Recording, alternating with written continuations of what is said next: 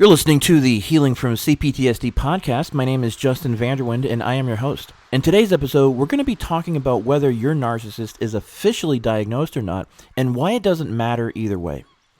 If you haven't done so already, be sure to visit our website at healingfromcptsd.com and sign up on our email list for regular updates, as well as a free weekly newsletter. If you are looking to take your life back from the devastating effects of CPTSD and narcissistic abuse, the Healing from CPTSD course is now available. This course is one of the simplest yet most effective means to healing from CPTSD and getting your life back. To learn more about the course or sign up on our email list, simply follow the links in the description below.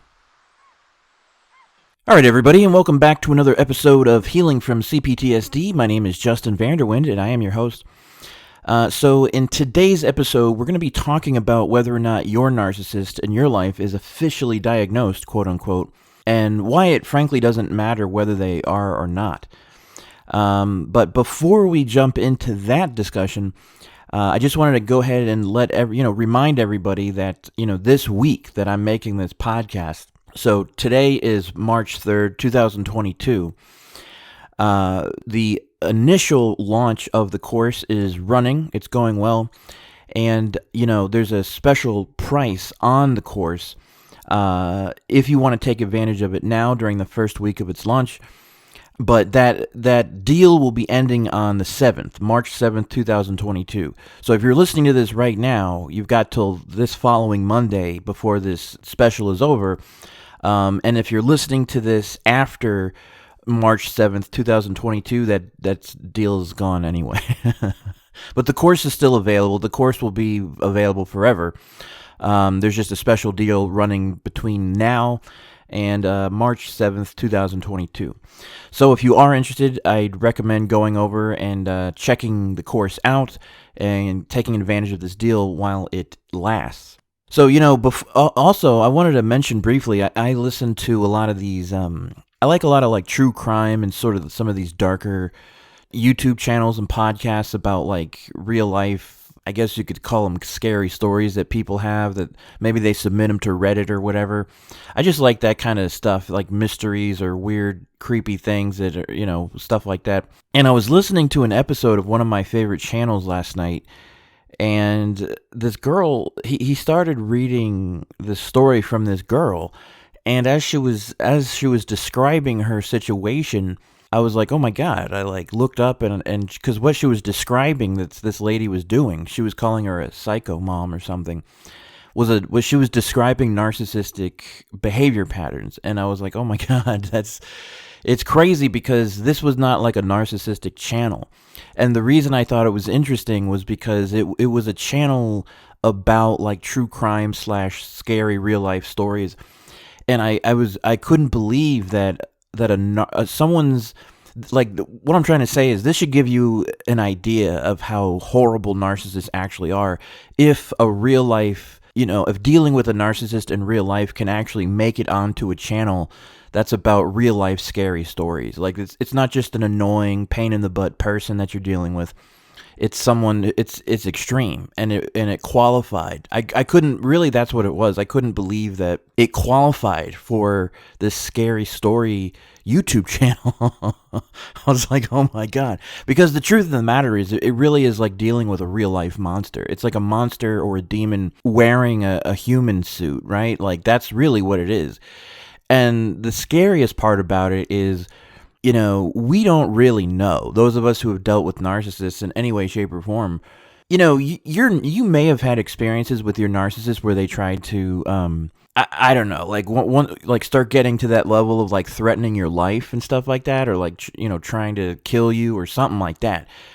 I've never had that personally, but I have to wonder. I'm sure many people have, where it's gotten to that point where the narcissist is actually, threatening to kill someone or take someone's life or doing something at that level. But the truth is, we don't really know. It's like every murderer that's out there. It's like, how do we know? You never know what makes those people snap. So there's no way for us to know, if a narcissist can actually do that. I think it's very possible, and I really believe that a lot of people that go that distance, to actually taking someone else's life, there's probably a good chance that they're on that spectrum of narcissist or psychopath or something. And I personally consider narcissists, psychopaths, and sociopaths to be sort of like cousins, right? Like, there are differences, obviously, but there's similarities and similar characteristics. So yeah, this story that I was listening to on this particular it's the channel is called Let's Read. I don't know, maybe you guys have heard of it, or if you're interested in checking it out. He just it's kind of like a guy who just reads stories that are submitted to him or to his Reddit post, or like, could be anything, right? Like, could be like a creepy stalker story, or social media, or narcissists, or like something even darker, or true crime, is that kind of thing. So yeah, again, I just couldn't believe that an experience with a narcissistic person made it onto a scary story podcast / YouTube channel. So I thought that was interesting.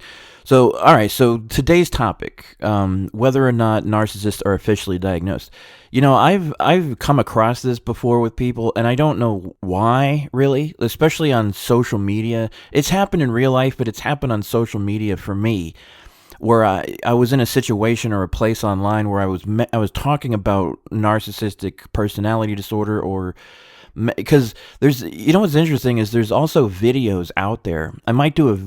I was thinking about doing a video on my YouTube channel that kind of goes over some of these people that I've seen that, technically I couldn't say, oh, this is officially a narcissist, but their behavior patterns are very much narcissistic behavior patterns. So, I really wanted to kind of show real life examples as much as possible for other people to know what's going on here, right? Because I've seen some pop up, they get caught on camera, right? And I'm like, oh my God, like, and we all know, every single one of us listening to this, if we saw these people, our ears perk up, because we notice these very similar behavior patterns and like energy going on. One of my favorites, one of the most famous that people, I don't think they're talking about this lady because they think she's a narcissist, although some people might, and I'm one of them.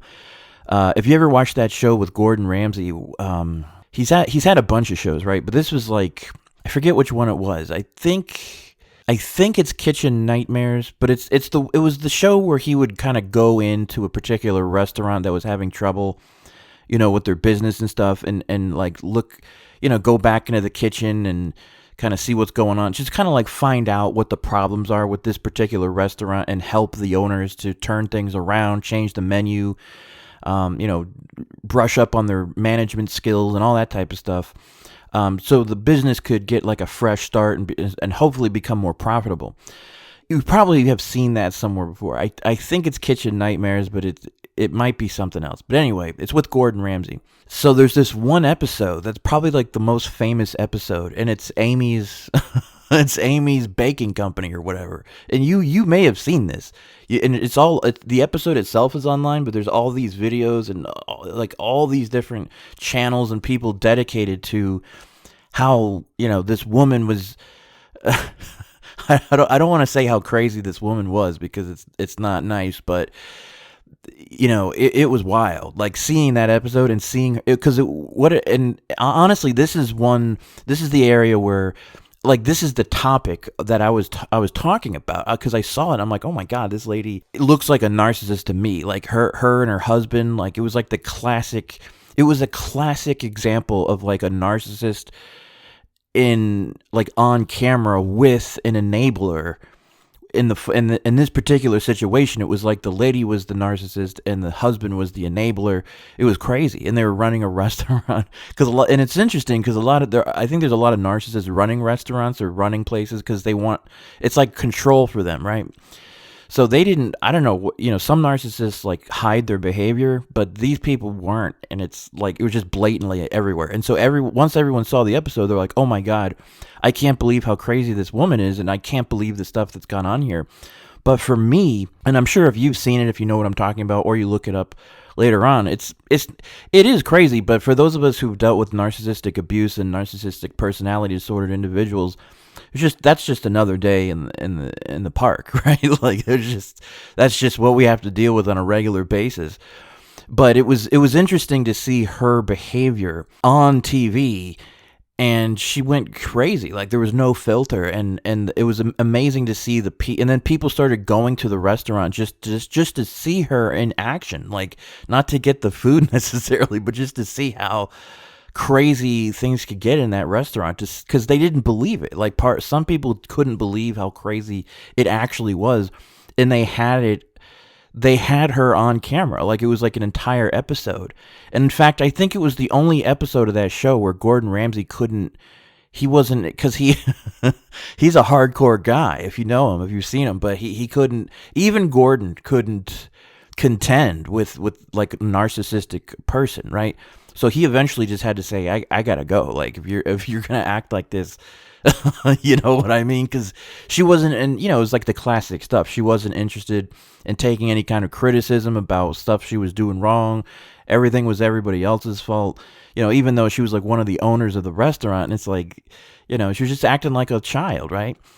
But she wasn't hiding it. It was. So I really think I'd like to do sort of a commentary on this episode, or at least some of the footage to kind of just illustrate. And again, like technically speaking, I don't know if she's officially a narcissist, but it's all the same. It's all the same behavior. It's the same stuff. And even if she's somehow not a narcissist, her behavior patterns are very much narcissistic behavior patterns, right? So I thought it would be helpful to illustrate that. But anyway, so it was one of those videos, and I was commenting, and I actually happened to mention, like, I think this lady might be a narcissist. And I said some other stuff regarding narcissistic personality disorder and stuff. And some other people started chiming into my comment and saying, like, trying to like be kind of put me down, or say like, oh, not everybody's a narcissist, or this or that, or are they officially diagnosed, or because I think I mentioned that I had experience with people like this, and so then these other people were like, well, are they officially diagnosed and all this stuff? And I'm like, man, this is crazy. Like, why are these people so? It's like when someone starts talking about being in an abusive situation, it's like, why are people that don't even know you so quick to defend the abusive person, even if they don't know the story? And that's really where it should begin and end. They don't know the story. Every person who hears your story, whether it's someone online or just someone in your daily life that you happen to mention your story to about narcissistic abuse, they should ideally say, I don't know this situation, I don't want to comment on this. But a lot of people that I've seen, they love to just jump in and defend someone they don't even know, and in so doing sort of shame and sort of invalidate the survivor. And in many cases it was me, right? Like that's what was happening to me. So it got to the point where I was like, I'm not See, that's a good example, because people say you should be like open and vulnerable with people, and so I was trying to do that more. But I don't know. We're in a different category, the CPTSD people, because we've seen and experienced things that apparently most people can't even handle. So it's like you got to be open, but you still got to hide some stuff, or not hide, but I don't know. It's a weird balancing act. It's like, I'm sure you know what I'm talking about. It's like, what can I share? What can I not share? You know what I mean? So anyway, I really wanted to talk about this whole idea of whether or not a narcissist is officially diagnosed, like your narcissist in your life, if they're officially diagnosed. And I really kind of just wanted to share my thoughts and feelings on that idea anyway, because I've had so many people in different places of life say stuff like that to me, and it's like right off the bat, you're not concerned with all the abusive, like whatever the diagnosis is. I can promise you, there's 100% abusive stuff going on here. It's totally, there's so much pain and abuse and adversity and dysfunction that's actually happening. I mean, I don't know if I'm not a doctor. Is it cluster B? Is it cluster A? Is it narcissism or borderline or whatever the problem is? There's definitely a serious problem here, and this person is definitely extremely, extremely abusive and stressful to be around, to say the least. So, I don't. That's another thing. It's like, why are we? It doesn't matter what, So if they're official, they got what do they got, like a sticker or something? Like they get they mail them a certificate. So, but the thing is, for me with that whole idea is, because you might have been wondering that too, are they official? Is it official? And it's like, look, first of all, these therapists and doctors, I mean, they misdiagnose people all the time. Just everyday people. I mean, I can't tell you how many times I was misdiagnosed and they thought one thing. They don't know what the hell they're talking about most of the time. You know what I mean? It's crazy. And I never understood how you're supposed to just go into these places and they ask you a few questions in like 20 minutes and they got you all figured out. It's like, in the world of medical science, they got to run some tests.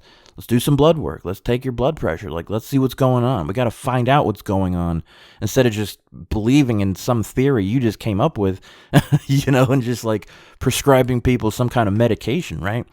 So that happens all the time and everyone knows it. So this whole officially diagnosed thing, it doesn't even matter, right? Because it's like, even if you're quote unquote officially diagnosed with something, there's a really good chance, and I know this is kind of scary to think about, but there's a really good chance that the diagnosis is wrong, especially in the mental health world, right? I mean, they couldn't, it's like, oh, is it bipolar 1 or 2 or 4, 5, 6? Like, what is it? Depression or anxiety? Oh, it's trauma. It's complex trauma. CPTSD from abuse. That's what it was. And I've mentioned before, no one saw it. So to me, it was always very invalidating when someone would say something along those lines, like even question my experiences or my story or what's gone on in my life. Because it's like it's like they're more concerned with saving the face of some abusive person they've never even met, rather than have some compassion and acknowledgement of the extreme pain and duress that I've been through. You know what I'm saying? And I'm sure this happens to many other people, that deal with similar things too. But the other thing is, like, even if you get, first of all, you got to get a narcissist into a therapist's office, right? And that's tough to do. A lot of them won't even go in there, right? But even if they did, right, it's like they put on masks all the time, right? All they do is walk around, pretending to be somebody else, manipulating people, not only emotionally, but manipulating people's perceptions of them on a 24/7, 365 basis, right?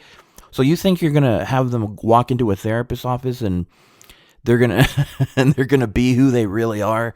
They're going to, display those terrible behavior patterns to the therapist so they can see what's going on? When is that going to happen?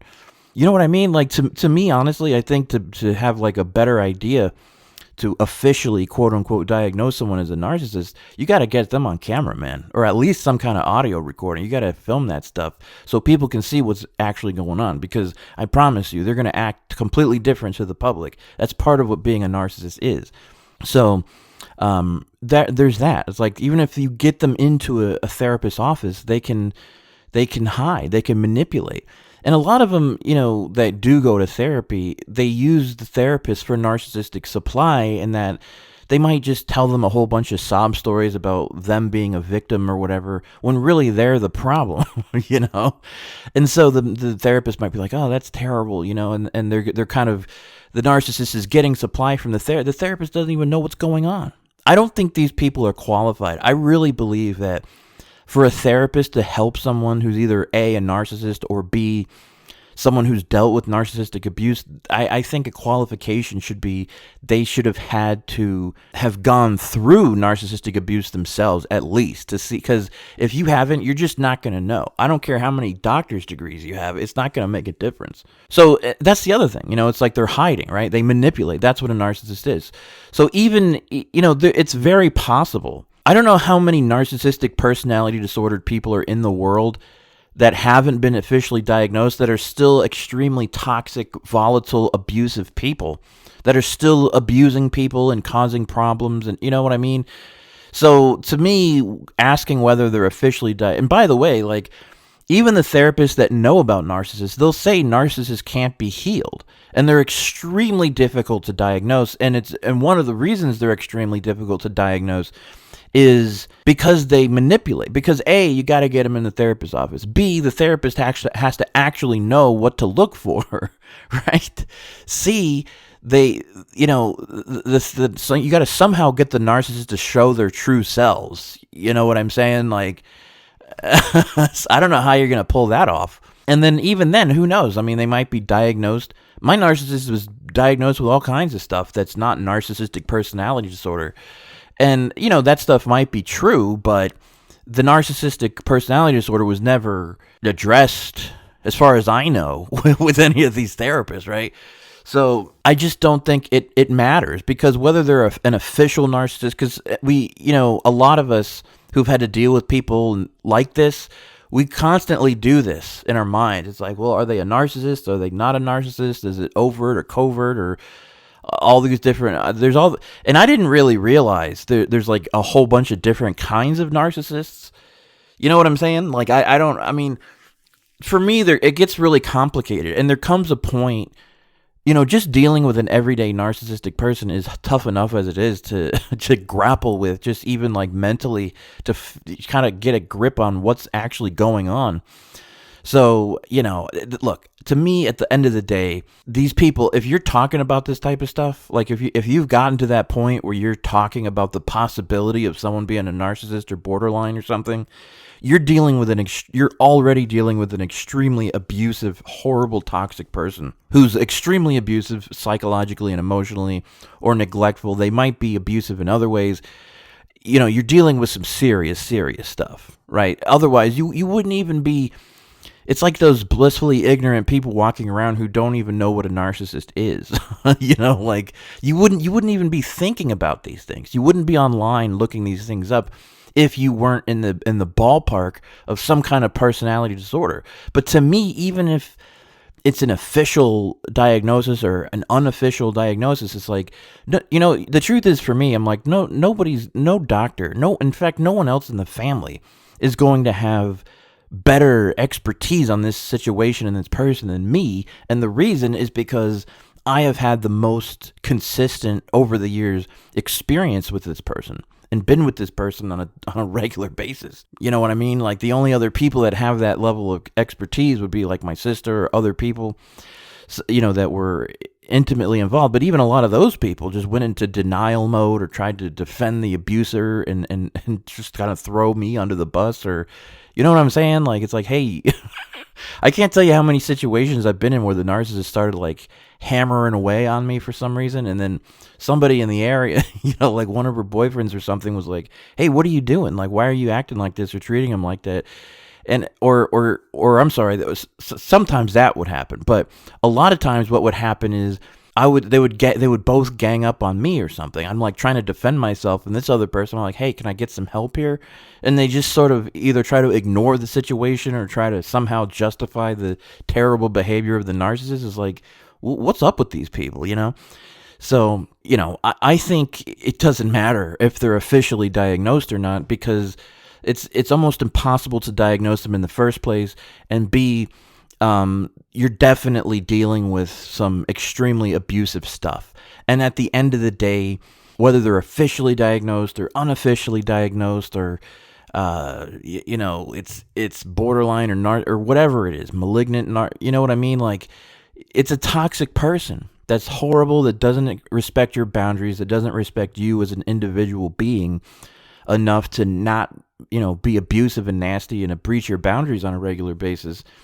And you just got to get away from them. I mean, and that's the other thing. It's like, they're not going to change. So you're just dealing with a horrible, toxic person, and you got to get out of there. That's all you can do, really. It doesn't. That's what I'm saying here when we're talking about whether they're like, I don't want to analyze this person anymore, right? I don't want to have anything to do with whatever's going on with this person. Like, it's like, there comes a point. There was a period where I was like interested in trying to help or change or save or something, so I didn't have to walk away from my whole family. But after a while, you begin to realize it's just not going to happen. You're just, at the end of the day, you can call them whatever you want, but you're dealing with an abusive, horrible, extreme situation, and the best thing for you to do is to not worry so much about the official label or whatever is going on in these therapist offices.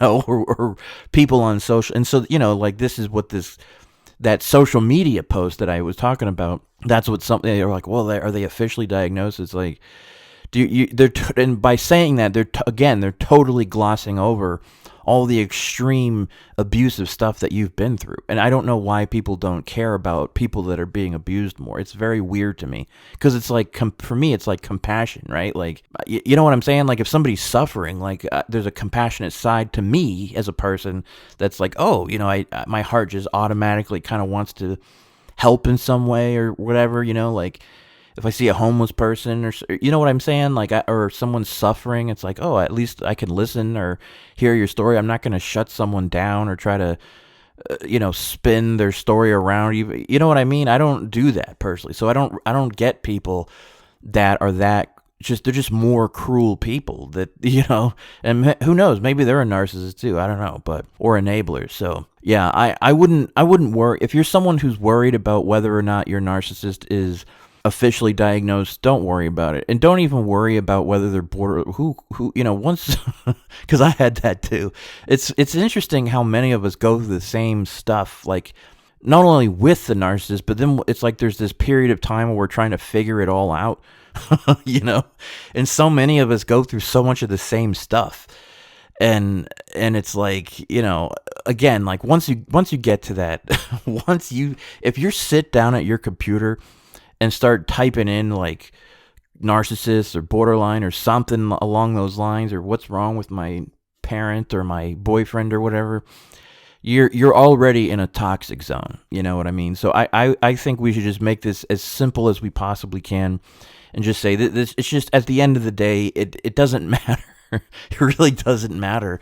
It's just a toxic person. It's a toxic, abusive person, and it's not going to change. And you just got to you only have two choices: either deal with it and just accept what's going to happen from one minute to the next, or get out of there. And getting out of there is going to be, the way that you get your peace of mind back, the way that you can heal and get your life back, and start surrounding yourself with people who make you feel good, rather than continuing to see. Even this conversation we're having here, it's like we're still talking about these people. You know what I mean? Like we're still, the focus is on them, but it's like, well, I'd rather focus on people that I didn't have to figure out what this person's problem was. I want to deal with people that can take care of their own problems. You know what I mean? And so that I can be around people that are fun and enjoy life and like to, are uplifting and have good energy and are doing like constructive, positive things and aren't constantly putting me down or whatever their problem is. Because, again, there's toxic people that aren't necessarily narcissists, but they're still people you don't want to be around. You know what I mean? So, I know that's a challenge for a lot of us who are more of the codependent type of people. And it's hard if it's a family member or something, but, by the way, this story I was listening to last night with it was like a couple, right? It was like a girl and her husband was like, this was his parents and his parent. The way she made it sound was like the woman, his mother, her husband's mother sounded like the narcissist. The father sounded like the enabler, who also enabler / flying monkey, because he would do a lot of stuff along with the narcissist, right? And they kept like hanging around. Then the couple eventually had a baby, and they kept hanging around like these abusive people, and the whole time I was like, get out of there! Like you got to just get out of there. It's like, because it's really as simple as just dealing with a wild animal. Am I gonna be here? Do you want to like. It's like, that's why I'm saying, like, how many of these podcasts can we listen to? I think the focus, if you notice, that's why my channel is called Healing from CPTSD, because I want that to be the main focus. I want you to figure you out and to do what's best for you, and to help give tools and insights for how you can feel better and take your life back, so that you can get on with your own life and stop worrying or even thinking about these horrible, terrible, toxic people. And live a life of happiness. I mean, God, life is short. How much time do we want to spend with these people? Or even thinking about them. And that's why I named it Healing from CPTSD, because I wanted it to be more solutions focused rather than, name the channel like, hey, what's going on with these narcissists? Or,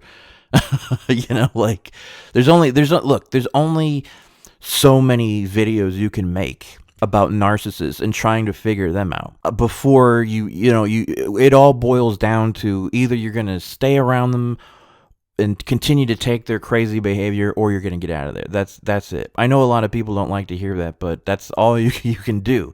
But you can do a lot for yourself, and you can do, if you have like kids or someone else in your life that's not a narcissist, you can get your life back. The focus should be you, right? Like, I think that's the key sort of practice here, whether you take my course or not, or whatever you do to overcome CPTSD and really codependency, is you got to get into the practice of focusing on what's best for you.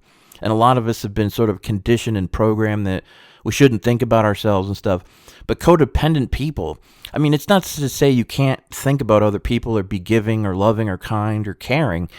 But there's a healthy way to go about doing it. And for us, we're just in this extreme place, like being codependent, where you're not thinking about your well-being to an extreme point where you're actually letting yourself be abused or negatively impacted in some way, and that's not good. We're neglecting ourselves by allowing ourselves to be around that type of stuff. And so we got to focus on ourselves. And I know it's a weird it took me a while to like get used to that, because I always was like, I guess I didn't want to.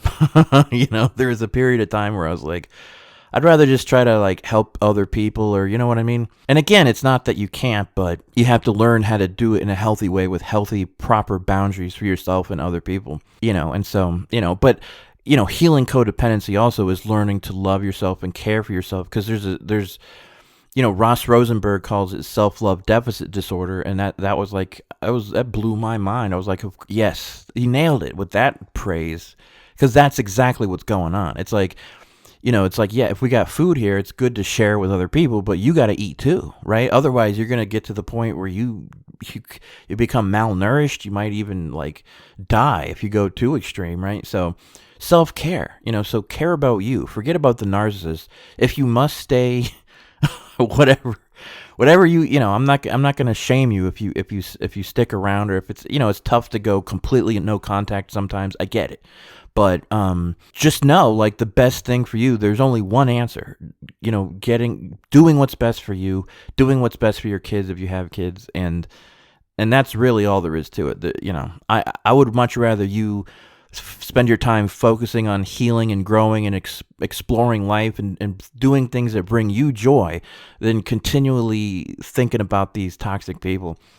So that's why I'm saying it doesn't matter whether they're officially diagnosed or not. It doesn't matter. It really doesn't matter. So if you're someone who's wondered that, or you get kind of hung up on it, we get hung up. I notice people like us, the CPTSD/codependent crowd, we get hung up in our minds. And believe me, I get it, because it happens to me still. Like, I got that kind of like obsessive, like worrying type of a mind, where I'm like double, triple, quadruple checking things to make sure everything's okay.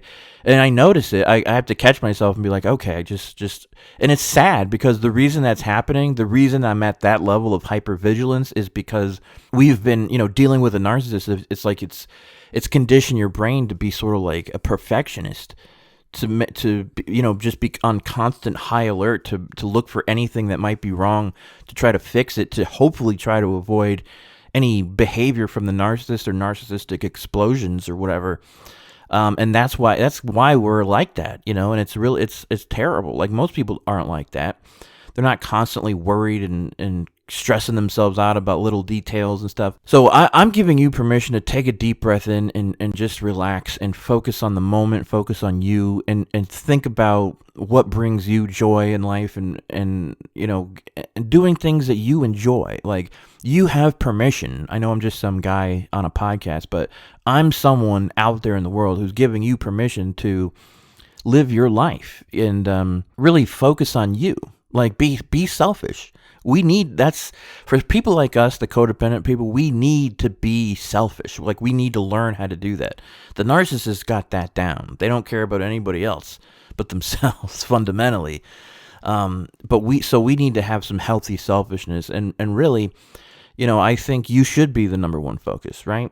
Whether you have kids or not. So yeah, I just want to talk a little bit about, whether or not your narcissist is officially diagnosed, and how it doesn't matter, and how it's nonsense anyway, and how we need to focus on ourselves rather than them in any way, shape, or form, right? And by the way, you can, when it comes to dealing with a narcissist, you can do it. As far as go try it. Do whatever you want. Go talk to them, or try to fix them, or save them, or hang around, or just try to deal with it, or just take it. Whatever happens, just try to forget. Whatever you want to do, you can as long as it's your life. You know what I'm saying? Like, if you want to do that, go right ahead. But how many years, it's like, is there going to be that moment where it's like, eureka, we got it, And how many years, how much time of your life and your well-being and your mental peace and everything else is going to be spent on this person who's, let's face it, just like an emotional black hole. It's just like a waste of your time, literally, and your energy. So anyway, I hope you guys are doing well. I'm really happy to have this course available. The launch is going pretty well. Again, if you're interested in checking it out, you can do so. You can do so forever, but there's a special deal again that's going to March 7th, 2022 is the last day, which is this coming Monday. After that, the course will still be there, but it's not going to be at the same price point, right? So anyway, that's about all I have for you guys today. I hope you're doing well, and I'll see you guys in the next podcast. Take care.